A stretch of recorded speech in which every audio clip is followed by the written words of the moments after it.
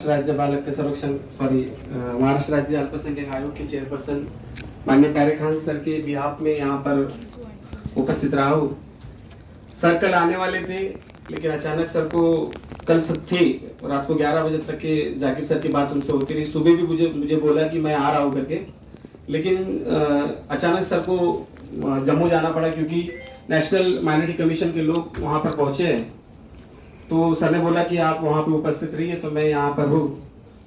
दूसरा, मैं यहाँ पर 3 भूमिका निभा रहा हूँ। सबसे पहली भूमिका जो है मेरी कि एज ए डिसीजन ऑफिसर कर मैं यहाँ पर स्थित हूँ। दूसरा, महाराष्ट्र अल्पसंख्यक आयोग का ऑफिसर एंड स्पेशल ड्यूटी करके मैं यहाँ पर हूँ। तीसरा और सबसे इम्पोर्टेंट और महत्वपूर्ण चीज है कि मैं एक मुस्लिम समाज का प्रतिनिधि हूँ।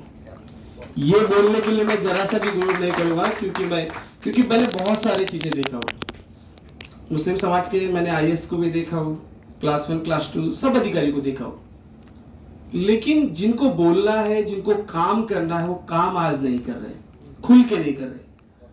और मैं चाइल्ड प्रोटेक्शन ये विषय लेकर क्यों आया हूँ, कुछ बात करते हुए मराठी में भी बोलूंगा, क्योंकि मैं हिंदी में बहुत ज्यादा अच्छा प्रेजेंटेशन नहीं कर पाता जितना मराठी में करता हूँ।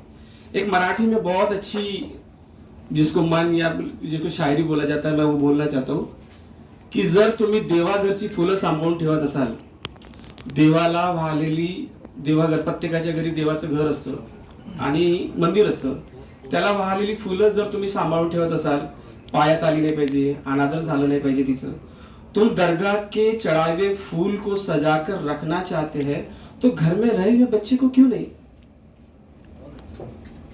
एक मराठी में बहुत अच्छी कविता एक कवि ने कहा है, मराठी में, मैं बच्चों के लिए स्पेशली बात करना चाहूंगा क्योंकि मैं डिस्ट्रिक्ट चाइल्ड प्रोटेक्शन ऑफिसर हूं, मेरा पेशा चाइल्ड प्रोटेक्शन का है। और चाइल्ड प्रोटेक्शन एक छोटा विषय नहीं है।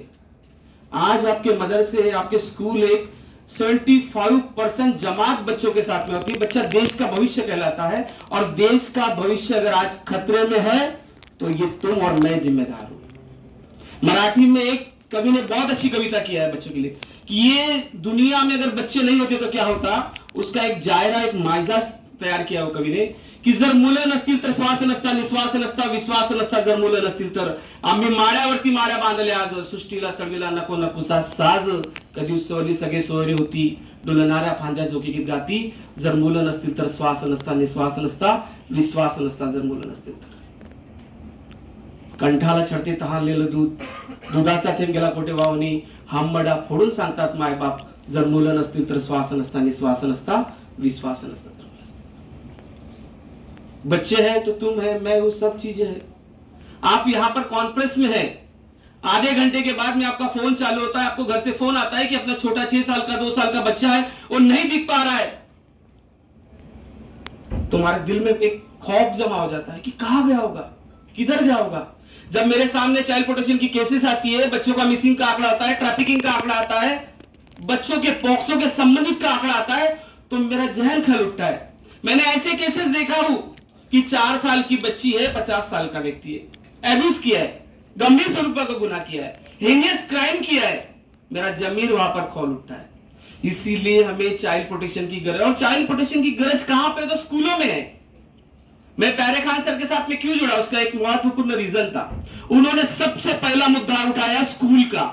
स्कूल में हमारे बच्चे कैसे सुरक्षित, और बच्चे सिर्फ चाइल्ड प्रोटेक्शन के लिए नहीं, तो बच्चों का जो बेसिक राइट्स है उसके लिए सिर्फ। 1992 में बाल हक संहिता पारित हुई, एशिया खंड के सारे देश साथ में आए, और एशिया खंड के सारे देश के साथ में हमारे भारत ने भी स्वाक्षरी की कि हम चाइल्ड प्रोटेक्शन के लिए काम करेंगे।